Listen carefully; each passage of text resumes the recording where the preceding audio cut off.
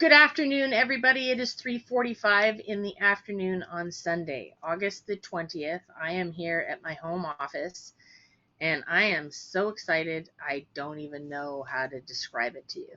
I have the absolute pleasure of having a conversation this afternoon with Philip R Clarke III. He is the grandson of Philip R Clarke I, who are one of our favorite ships was named after.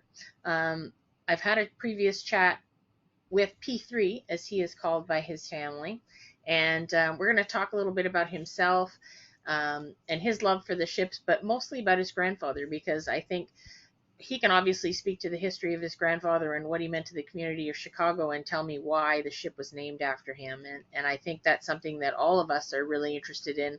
It's an aspect of shipping that we don't really often get a chance to learn about. So to have this opportunity to speak to someone who is a descendant of the individual that the vessel was named after is a real treat. So thank you very much, Philip, for being here. I appreciate it so much, you taking the time on a Sunday to hang out with me for a little while and talk about the Philip R. Clarke ship. You must be very proud of this vessel and your grandfather. So thank you so much for being here this afternoon. Well, thank you, Andrea. I'm very excited to do this.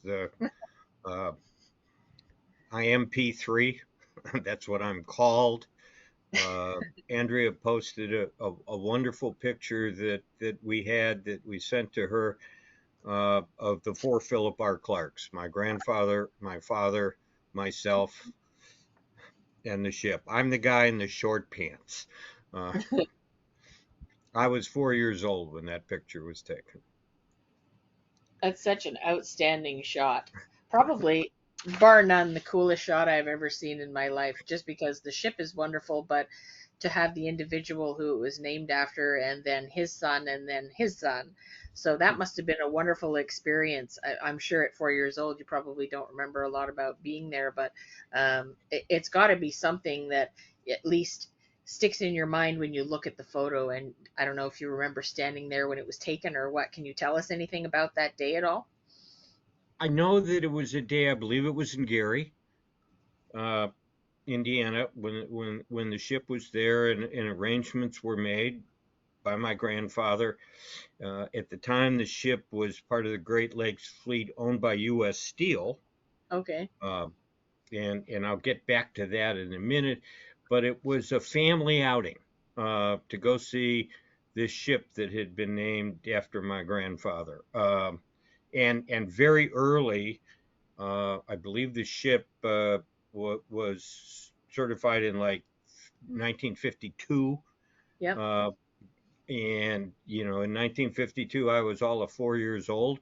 So what I do remember is that my grandfather organized sort of a family outing to go see the ship. So, in addition to the photograph that Andrea just shared, there's another one that I need to find that shows a picture of my grandfather, my grandmother, my father, my mother, my two uncles, and my sister. And they were all taken that day, and it was truly exciting. Yeah, Wow. what do I know? I'm 4 years old.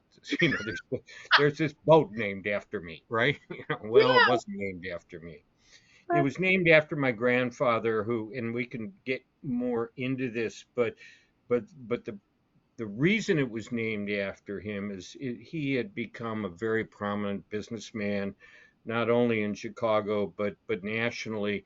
He was on the board of United States Steel Corporation, and at the time, U.S. Steel, when they would build a new ship to go bring iron ore down to the mills, named them after people who were on their board of directors. And so he was a director of U.S. Steel, as was Arthur Anderson at exactly the same time, and that's where the Anderson came from. Okay. Um, so obviously the ownership of the ships has changed over time, but it was originally a United States Steel Great Lakes Fleet, ship, and Wow. that's how it started. That's amazing. I didn't realize, and maybe I missed that part in the reading that I've done. I didn't realize that he was on the board of directors. So that makes perfect sense, because I think all ships back at that time were named after executives that were with the company, or board of directors members, or chairmans, or whatever the case. And that was subsequently true. The Blau, there are a couple of others that came subsequent to the Clark and the Anderson, and Mm-hmm. they were members of the board of directors of U.S. Steel. So that's Wow. how that all came about. Well, to go beyond that, I mean, I read the pages of the book that was sent. Well, it's not even really a book. A beautiful memoriam that was given to your grandmother from the mayor of Chicago, Richard Daley, at the time. And it was a resolution that they passed during a council meeting in the middle of November of 1966. And I just, to give people an idea, a lot of times people will say, okay, well, you're a member of the board and you got a ship named after you because of that. Quite honestly, your grandfather was an unbelievable human being. The things that he did and the things that he accomplished, and the way that he helped society, no matter who it was or what it was that he was getting involved in, is absolutely mind blowing. So I'm going to take a couple of minutes, and folks, this is going to be in a separate post altogether. I had hoped to be able to share my screen and share this with you, but if I do that, I'm not going to be able to see anything. You're just going to be looking at what I share. So I'm going to read to you what this resolution was from the mayor, and I'm going to post it, all pages of it, separately, along with the photo that I shared last night. And there's actually another individual photo that I'll hold up for you after we're done here, and then I'll post it as well. It's really, really incredible. Um, this was all hand painted as well. And you'll see when I do the post, and I'll share a little bit of it, it was all done in script, which is really something. If I show you even just this, if you take a look at that, it's absolutely gorgeous. And even the second page of it here, whoops, like look at how beautifully that is done. So all of this will be in its own post, but I'm just going to read this to you quickly. I read it to my parents earlier, and they were absolutely floored. So it says, in memoriam, Philip R Clarke. Resolution unanimously adopted at a regular meeting of the City Council of the City of Chicago held November 15, 1966, presented by Honorable Richard J. Daley, Mayor, on behalf of himself and all the other members of the City Council. Whereas Almighty God in his infinite wisdom called to his eternal reward Philip R Clarke, prominent Chicago investment banker, financial and civic leader, generally known as Chicago's greatest fundraiser, and whereas Philip Clarke, a lifetime resident of suburban Hinsdale, who began his long and brilliant career with a newspaper route, attained high executive positions with more than a score of industrial corporations and investment banking firms, and whereas he was chairman in 33 campaigns for charity and public purposes. I'm going to read that sentence again. Chairman of 33 campaigns for charity and public purposes, raising more than $2 billion. He supervised the war bond drives of World Wars I and II. He raised more than $1 million for relief of the victims of Japan's earthquake disaster of 1921. And in 1930, in order to meet Payless paydays caused by postponement of tax collections, he raised $74 million to pay Chicago city workers. In June 1931, as chairman of the first Governor's Unemployment Commission, he produced $5 million for relief of the unemployed. Under his direction, the 1960 Cities Community Chest Red Cross Joint Fund drive was successful for the first time in 14 years, and in 1961, he led Chicago's Metropolitan Crusade of Mercy to its first quota realization since 1944. He developed the basic techniques for raising money which are still in use, including the plan for bond purchases through payroll deductions. And whereas Mr. Clarke's civic-mindedness was further demonstrated by his activities in relation to the Museum of Science and Industry, the Chicago Heart Association, the Chicago Civic Opera, McCormick Theological Seminary, and the Cardiac Research Center at Presbyterian St. Luke's Hospital, and whereas he was a trustee of several educational institutions, including Northwestern University, and chairman of the Rhodes Scholar Selection Committee for the Midwest, and whereas Mr. Clarke was the recipient of many degrees and awards, including an honorary degree of LL.D. from Illinois College at Jacksonville, the National Rotarian Award, and the Damon Award of Loyola University. He was named Chicagoan of 1959, Chicagoan of 1960, and 1960's Honorary Father of the Year. And whereas his broad interests included baseball, he was chairman of the annual Chicago Daily News contest for White Sox Bat Boy and an officer of the Chicago Cubs Baseball for Boys, Inc., and the Little League Foundation. A Cubs fan, he held box number 40 for more than 35 seasons. And whereas his unselfish dedication to innumerable humanitarian causes earned Philip Clarke the everlasting gratitude of the people of this community, and his death is a great loss to the city of Chicago.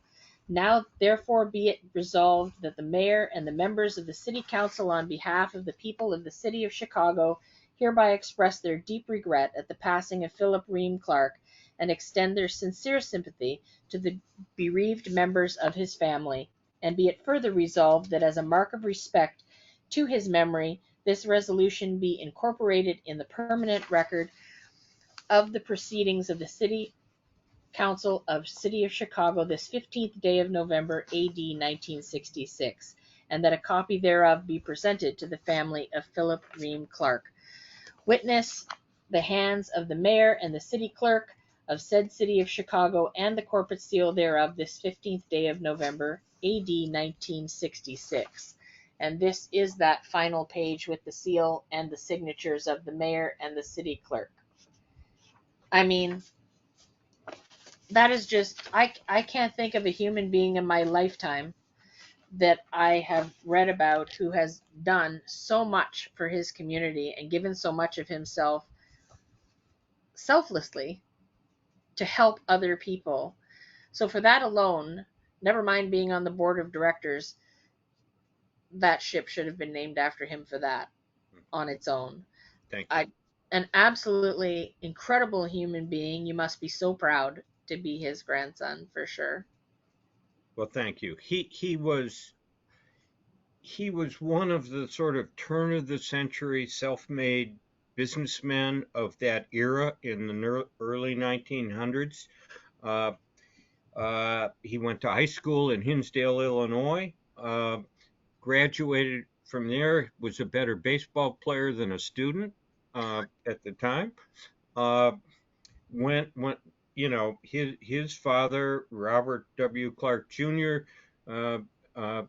decided that he should go to college. He went to Beloit College in Wisconsin. He lasted 3 weeks.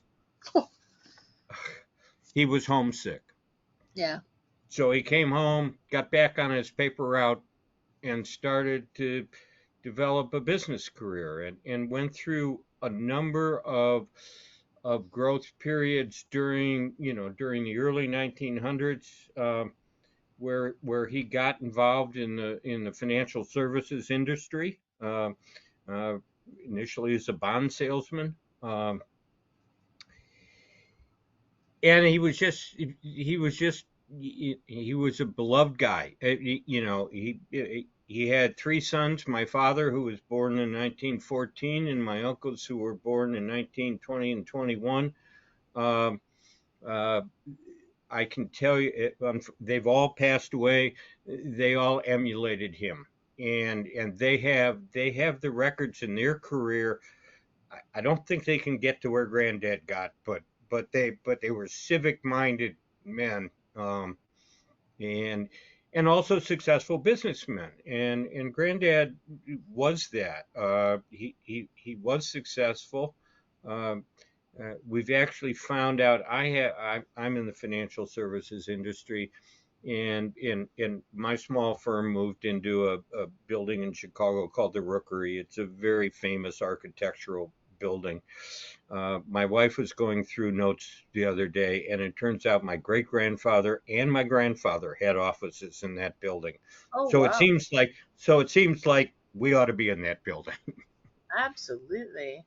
Uh, Did you get involved in the financial industry because of the influence of your grandfather, or was it just no, something you've always no, enjoyed? one of the great stories, Andrea, is that uh, my grandfather was um, he was a warm and caring individual. He was also, when you went to his house as a 10-year-old grandson, there was a you mind your p's and q's. uh, uh, but yes, I followed in those footsteps. uh, a quick story is that after going to, and we need to touch on his support of education. Uh, uh, After going to the boarding school for high school that my father had gone to, after going to the college, University of Chicago, that my father had gone to, I remember telling my father that I would, okay, I've done all of that. I would never be a commercial banker or an investment banker. And I spent 50 years being both. So so it kind of the apple doesn't fall far from the tree. But my grandfather was uh, I want people to understand he was the consummate fundraiser, Yeah, and he learned a technique early to go to his business associates who were running companies and and get them to support these things that he was raising money for by getting them to have their employees support it and do it through a payroll deduction plan. It it, it was unique, yeah, and it served to raise all of these funds that he raised for all of these important civic opportunities. In the meantime, he was running a bank in Chicago. He was the president of the City National Bank. He was on the board of U.S. Steel. He was on the board of the Pennsylvania Railroad. He was on the board of a company called the Pure Oil Company, which is now part of the Union Oil Company, which I think is part of ExxonMobil. Uh, Yet at the same time, in 1928, he became head of the school board in Hinsdale because he believed in education and he wanted to the education that maybe he didn't take as much advantage of as he should have. Turned out I don't think he needed it at the end of the no, day. no, apparently not. But do you think that's what inspired him to do it? Was trying to go back and say, okay, Yeah, I get as I much. think absolutely Yeah, that was a give back to what I didn't do well enough, and I yeah, want to make sure that the young people growing up, and he became enamored with it. He ended up uh, it, it, there's a high school in Hinsdale that still sits there. It was known as Clark's Folly because it oh, was out at the end of town, kind of out in the bushes, and they built this high school. Well, it's still there today. wow, that's Um, amazing. he also befriended a private educator at a boarding school in Asheville, North Carolina, Dr. Howard Bement. They became close friends. The story is that one of those people that my grandfather had put the arm on for some money called him and said, "Okay, Phil, we're having a lunch for the headmaster of my boarding school, and you're coming and bring your checkbook." Ah, Uh, but my grandfather uh, just connected with Dr. Bement, who ran this all male boarding school in Western North Carolina. Not shortly after that, my father, who was at the Hinsdale High School and taking advantage of the fact that his father was head of the school board, he found himself on a train going to some place called Asheville, North Carolina. And my wow, father went my father went to school there, my uncles went to school there, I went to school there, my cousins went to school there. It became co-ed, and both my daughters graduated from that school.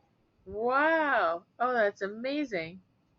What do you think inspired your grandfather to be such a humanitarian and want to give back and fundraise and do all those things? Because it really takes a special person, and not a lot of people can do it for a few organizations, never mind chairing 33 of them to raise $2 billion over the course of his time doing that. What drove him to do that sort of thing? I think it was that my great grandfather was a successful man, but by no means wealthy in any stretch of the imagination. My grandfather was able to to build some youth, some wealth, and he had this. I don't know where it came from, Andrea. He had this innate desire to give back, Well, and that's just what he did. Um, and and I can tell you that it not to the level of his successes, but my father and my uncles, they were the same. You oh, that know, there was always a give back. Um, was it a scenario where he was initializing all of these opportunities to help fundraise, or were people coming to him constantly knowing how successful he was and saying, can you please chair this committee, or can you please do this or that? And he well, sort it of, part of started. his I, personality, he yeah, just couldn't say no. it started because these were things that he believed in, and then it was, you know, hey Phil, can you help us with this fundraising drive? Yeah, And I'm sure once in a while he said no, but he didn't say no very often. I guess not. 33 is crazy. Like, I Yeah. just can't Well, even. it was just he like I said, he was a stern individual. When I would show up, when I was at the actual school as a young student, and he was chairman of the board of trustees, we had a conversation or two about my attitude. Oh, and that's, and and I listened to him. But what else you need to know about him? Yes, he was a civic leader. He was a great fundraiser. He was an exceptional businessman. He was a Cub fan. yeah, He was a Cub fan, and he was a baseball fan. And yeah. in 1948, he put together a group with a name that some people will remember, Bill Veck, who was a Hinsdale resident, but also a baseball person. And they put together a group to buy the 1948 Cleveland Indians, Wow. and they owned them. And it Wow. was the year the Cleveland Indians won the World Series, and that was that. You know, we did Wow. it. We bought it. That is So amazing. That is so we absolutely. grew, so my family grew up sitting in the we were just fortunate sitting in the front row at Wrigley Field watching baseball games. That was And he fantastic. loved baseball. He loved baseball. He was a great sports fan. He was an Um, athlete himself too, growing up. From what I read in the information you provided, he did every sport known to man: basketball and track and baseball, Basketball, track, lawn, baseball. all that. Well, he was 6 feet tall. He was tall at that time. You Yeah. know, at his size, and he excelled at those sports. But he realized he wasn't going to make a living doing that. So, I but wonder but he if kept the love of him forever. I wonder if some of the things that you learn, like I was an athlete growing up in high school as well, and I played everything known to man too, from baseball to track to volleyball to basketball, like everything. And I found that what I learned through doing those things was a lot of discipline, and teamwork and camaraderie and just caring about things in general. And I wonder if those things played a role in how he became who he was, because a lot of what I was reading about him, it seems like athletics played such a vital role in his growing up stages when he was younger. I think that, and I still think that today. I think I think those team activities, uh, and certainly they were different, 100 years ago than they are today. Yeah. But you're part of a team, and you have to learn to be part of that. And I think that helped him in his business endeavors. Yeah. He wasn't all. It's not all about me. It's about the team that we put together to execute and get these things done.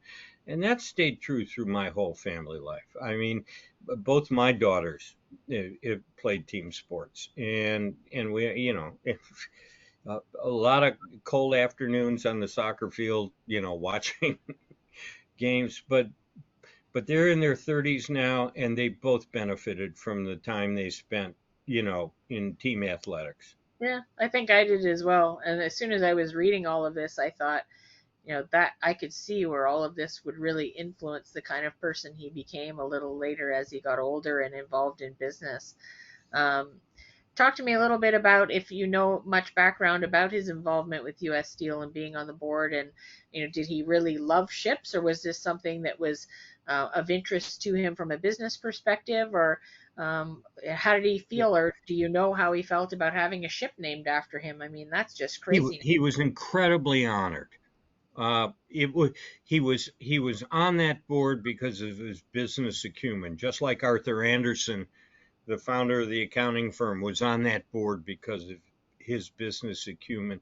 And he was on, as I mentioned earlier, he was on other, large corporate boards, and he was on those because of his business acumen. But he loved being on the Pennsylvania Railroad board because he got to sit in the cab and, and ride the train from Chicago to, Grand Central Station.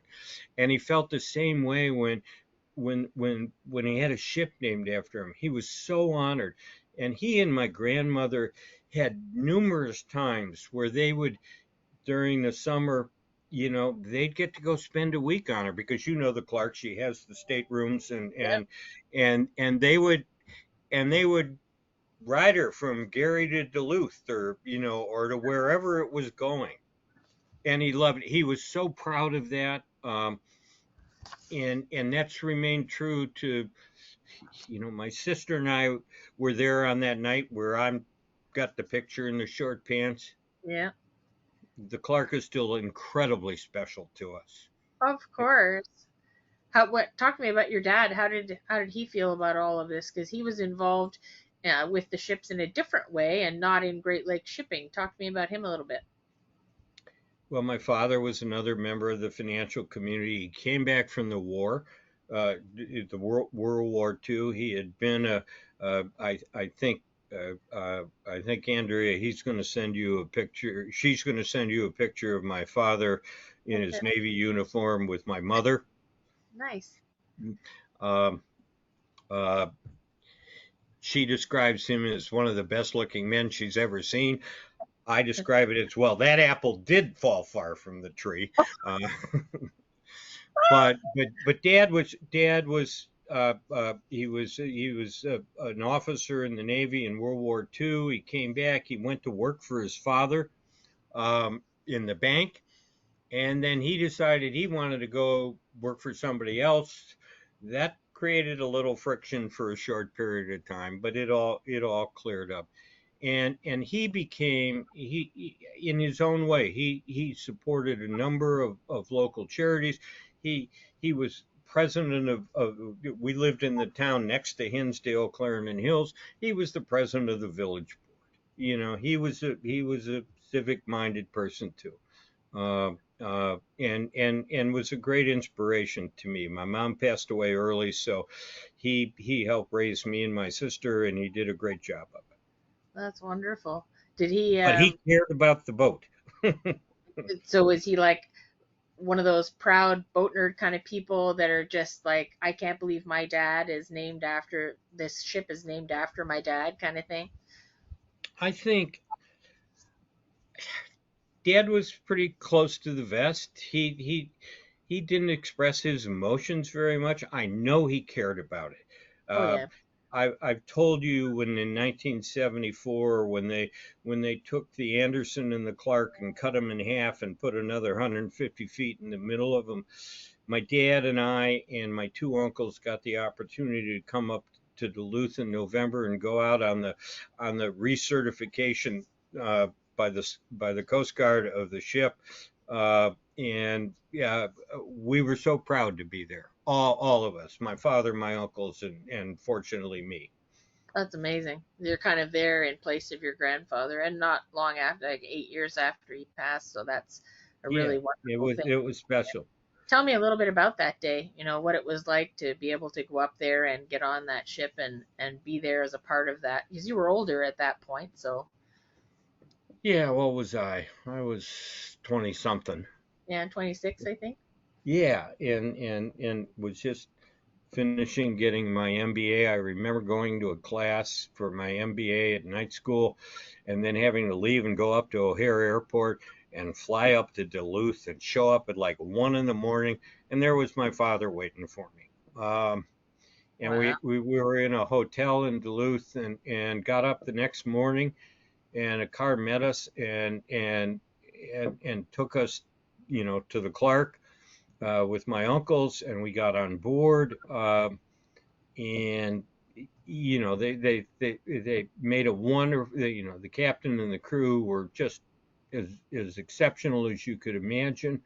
We had a wonderful lunch in one of the dining rooms in the forward uh, pilot area Yeah. where the state rooms were, and then we got to go up, onto the bridge when the Coast Guard officer is telling captain to do this and turn left and do, whatever to make sure the ship is seaworthy after adding 150 feet to her. And I told Andrea the other day that I remember that vividly because we were standing there and we were we were out of the way, but we were watching this, and it was an early November day on Lake Superior. It wasn't perfect, you know. And all of a sudden, after doing these maneuvers and stuff, the Coast Guard officer turns to the then captain and goes, "Okay, we're good." And that captain had that boat turned in 180 degrees in a very short order, brought it back into, is it Two Rivers? Is that where they load them? Two Two harbors. Harbors. That's where they load them. That ship was loaded, and 5 hours later, it was southbound. And my That dad and I stood out and watched it when that it would have went. been that would have been amazing. And that's the last time you were on the ship itself. That was the last time I was on the ship. So my wife and I saw it one time coming back from some friend's house uh, in Canada, and we crossed over the bridge in Duluth, and there was the Clarke sitting down there. So That we went down and tried to figure out how we could get on it, but it was a Sunday morning, and it's not going to happen.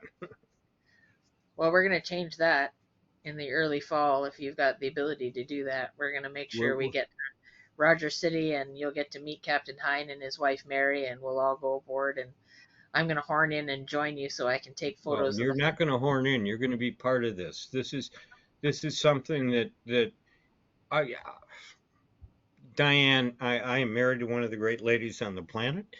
Uh, she knows how much this ship means to me. Yeah.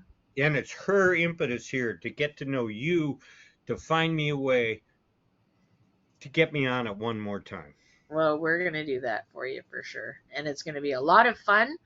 And I'm so glad that she actually got a hold of me to reach out to me to be able to see if we could make this happen. And there's no doubt it's going to happen. So we're going to have a lot of fun doing it. There'll be lots of things to take pictures of and create memories with. So that's going to be really something. Hopefully, it brings you back to those days when you were younger and you got a chance to go aboard, and she'll get to experience it with you this time. So that'll be a lot of fun.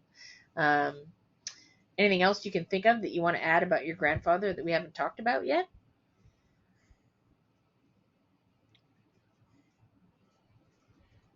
He was, I never, growing up, I never appreciated, I never understood who he was and what he did. you know, Yeah. both business wise and civically. I was I was again, I was young. Um, I remember going to a dinner where he was being honored as the Man of the Year for the Crusade of Mercy fundraising, the United Way fundraising success, and I remember the people that were there that I was introduced to, who were business leaders, civic leaders, and when I said, this guy's a pretty big dude. And I think we're all like that, when um, that's the way The we other look at thing I need to express here is that he was as good as he was because of Louise H. Clarke, his wife. it. Yeah. She was she was the matriarch. We all, including my grandfather, answered to Nano, as we called her. Uh-huh. Uh, she was in charge. She was she was a fabulous lady. And my life is greater because of the time I got to spend with her. Oh, that's amazing. That must be difficult too, like being the wife of someone who is so involved in so many different things and all over the place. I can't imagine. It's almost like she's alone a lot of the time, but at the same time, obviously very supportive of everything that he did. So that's really a special bond Yeah, and relationship that you must have and that's why I wanted to mention her because she did do that. And when he would be traveling on business and whatnot, although she would sit next to him in Wrigley Field, she did all of those things. My father and my two uncles would tell you that she was the greatest influence in their life. Uh, she was just a special lady. I will tell you one last quick story. My grandfather was also a fisherman, and he had taken in the 20s a trip down to the Keys in Florida to go tarpon fishing, and he caught one, and it was a big one. But he didn't tell anything about that to my grandmother until one day in Hinsdale, Railway Express delivers this gigantic box, COD, by the way, cash on delivery. So my parents, my grandparents, housekeeper came, Mrs. Clark, there's a box. We need to pay for it. So my grandmother found cash and, and paid for this box that was like this. And so the housekeeper and my grandmother kind of looking at it going, what do we do with this? And so they opened it, curious women as they were. They opened it, and here's this 100-pound tarpon mount, that's been shipped to her house. My grandfather comes home from the office, and the only thing my grandmother says to him is, "Your fish has arrived." One of my one of my favorite grandparent stories. So what did he say when she told him that? I think he gave her the money back. Oh, thank you very much. Here you go. Yeah, Oh, that's terrific. Oh my God, I love it. It's nice to see a and hear about a personal side of an individual like this. We don't, when we're looking at ships and we're seeing names on them, their names on vessels, and we kind of at some point will know what they do or what they have done for the company, but to really learn and hear something about them as individuals is special. So thank you so much for giving us some background about him and what he was all about as a person. I think that's something that's so special, and we don't have very much opportunity to do that. So I'm really my glad we got to learn my about him. my guess, Andrea, is that there are those special things about many other names of those ships you see go by. Absolutely, and it's These were all people of they were good people.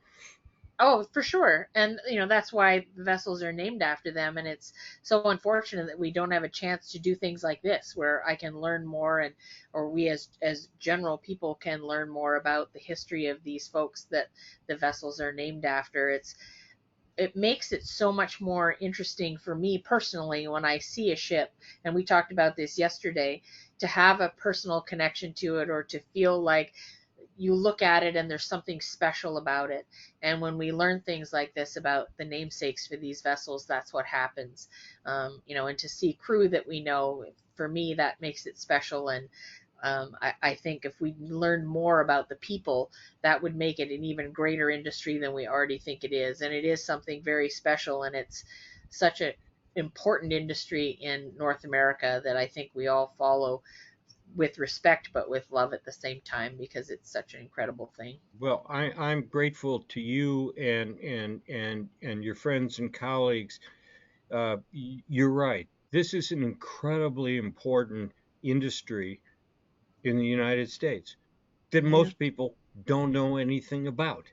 Yeah. And that these ships, these are working ships. I have a beautiful watercolor uh, painting of the Clark, and it's all in a day's work.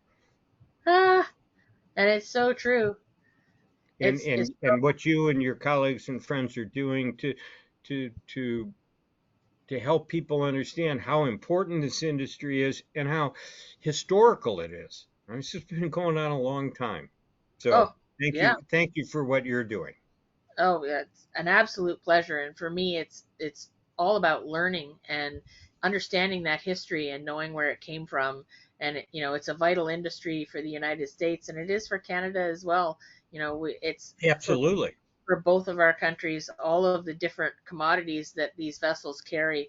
We wouldn't be able to live our everyday lives without them. And to try and think about what it would be like to move those commodities without ships is just something that I Yeah. can't even consider.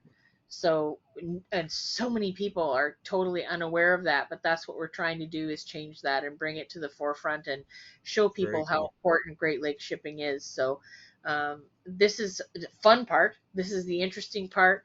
And I thank you so much for being here to do this with me. It's been an absolute pleasure to talk to you. I can't wait to meet you in the fall and go on this little adventure with the tour of the ship in Rogers City, and get a chance to meet the crew and have you introduced to the captain. That's going to be a huge fun thing Well, for me to witness. I can't tell you how much I look forward to that. Uh, and meeting the captain, his wife, the crew. Uh, these are working people. They work hard. This is not an easy job. Uh, No, it certainly the is. only thing I'll tell you is I'll probably not wear short pants. We can't reenact the photo exactly, so No, we yeah. can't reenact that photo. Yeah. Nobody'd like it. Well, I think it's amazing. I'm excited to do this with you. Thank you so much for taking the time. I know everyone's going to love this. Make sure, folks, that you watch this thing in its entirety, like, share, comment. As always, pass this on. We want everyone to see this, and I've got a lot more for you. So when this trip comes out and I drive down to Rogers City to do the tour of the ship, you'll get all the background from that as well. So look for that in a couple of months. But in the meantime, thank you to PRC, or P3 as we call him, and enjoy the rest of your day, sir. Thank you so much for doing this with us. I appreciate it. Thank you, Andrea. My pleasure.